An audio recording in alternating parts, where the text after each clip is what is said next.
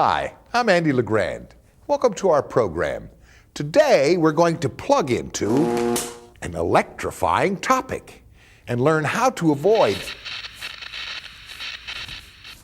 shocking experiences.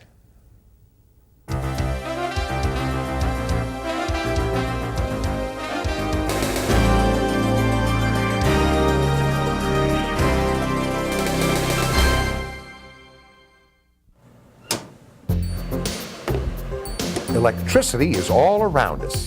It lights our workplace, powers machinery, and kickstarts our tools. Without it, daily operations would grind to a halt. But electricity can also be dangerous. Electrical accidents can damage equipment, start fires, and cause injuries like burns. And of course, electric shock. We need to exercise caution whenever we're around electricity. Getting to know electricity inside and out is the only way to be safe. Let's start by reviewing a few fundamentals.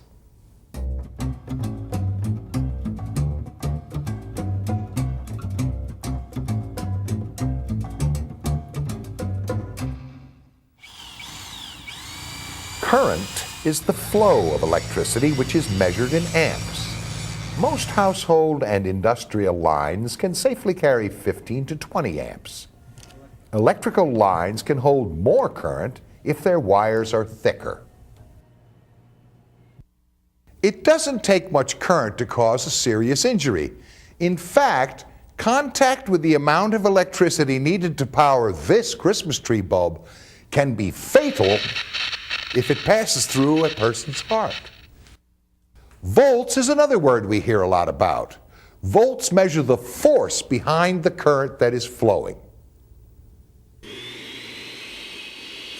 In North America, most power tools and household appliances run on about 120 volts.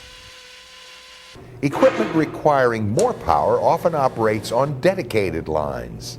Like amps, the higher the voltage, the greater the danger.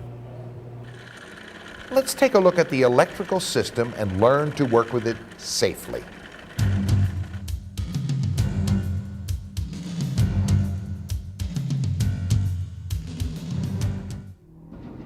Electricity flows when a loop, electricians call it a circuit, is completed.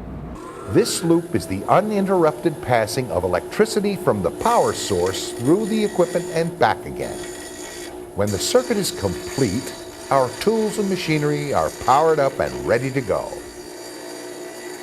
To regulate the loop, tools and machines have an on and off switch.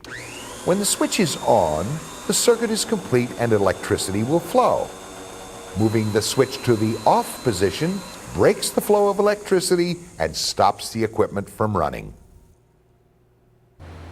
To protect tools and equipment from damage, the electricity can also be broken by a fuse or circuit breaker. These devices stop the flow of electricity when wires become overloaded and heat up. Don't attempt to override this system by installing higher-rated fuses or breakers. This will allow too much electricity to pass through the lines and increase the potential for accidents. If a breaker has tripped, talk to your supervisor before switching it back on. You may need to lighten the load on the line. Yeah, that's available. We should be all. Another important principle to remember is that stray electricity always heads toward the ground. Here, the electrical charge is safely neutralized. Unfortunately, this can lead to a nasty shock if you're in its path. Controlled grounding provides us with a safeguard. If electricity leaks through cracked or defective wiring, the ground wire will direct the electricity back to the ground. You can see the ground wire easily in three-pronged plugs. In order for a ground wire to be effective, the outlet that it's plugged into must be connected to ground. But just because an outlet can take a three-pronged plug doesn't necessarily mean it's grounded. The only way to be certain that the outlet is grounded is to test it. For added safety, outlets can be fitted with a ground fault interrupter, or GFI. This device can be a lifesaver. It immediately shuts off the flow of electricity when it senses a change in the strength of current. For instance, if a defective tool leaves you vulnerable to a shock, the ground fault interrupter will stop the electricity before it has a chance to hurt you.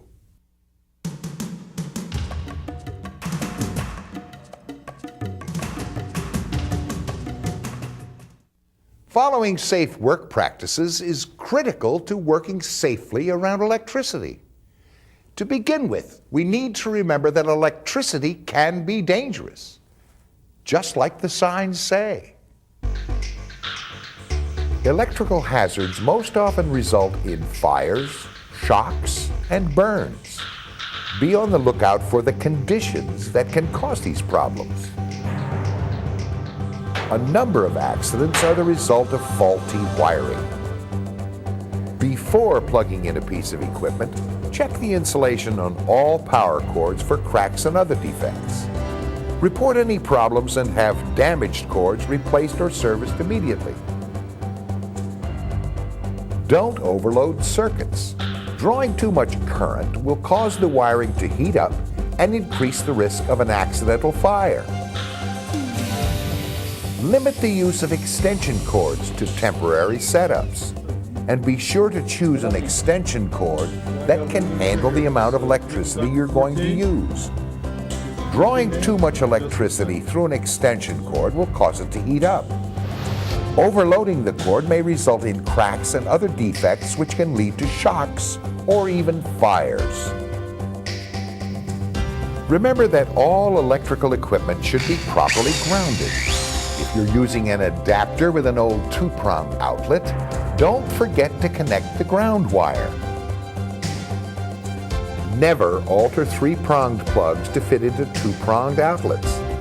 This prevents stray electricity from heading to ground and leaves you vulnerable to a shock. Play it safe.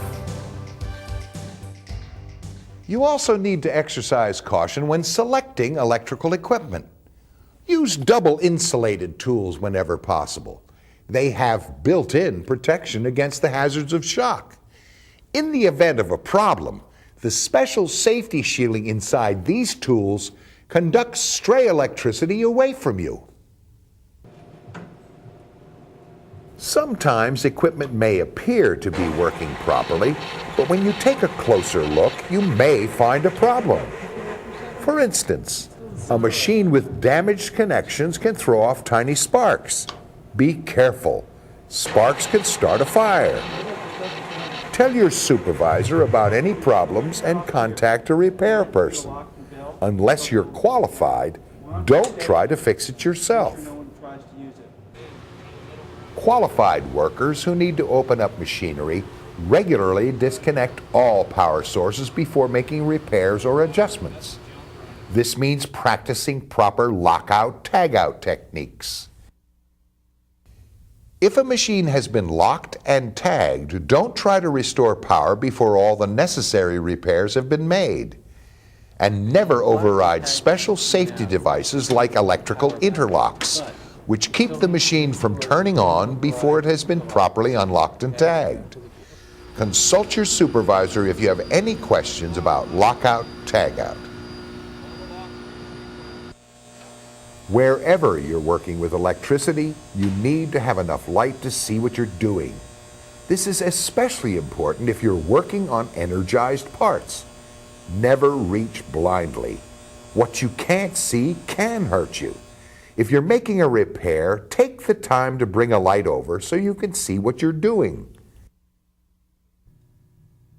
Some of the things that we wear can conduct dangerous amounts of electricity straight to us. Watch out for keychains, metal jewelry, and other conductive objects. Simply placing these items in your pocket won't prevent them from conducting electricity.